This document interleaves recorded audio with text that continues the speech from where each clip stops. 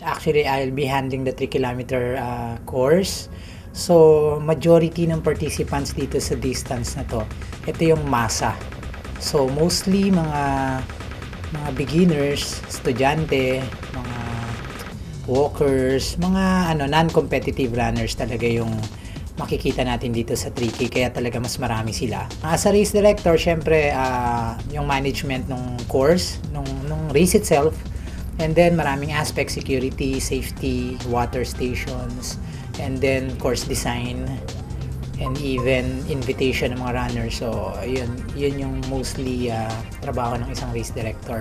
And then yung overall supervising ng event on race day. So yan yung aming trabaho. Magi-start siya sa MOA, no, yung sa Globe. So yun yung starting area, and then lalabas yan ng Macapagal Avenue towards sa direction ng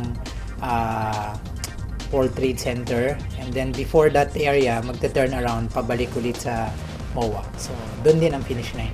Maliit lang yung area, pero yung challenge nga dito is yung number ng tao na magpa-participate dun sa 3K.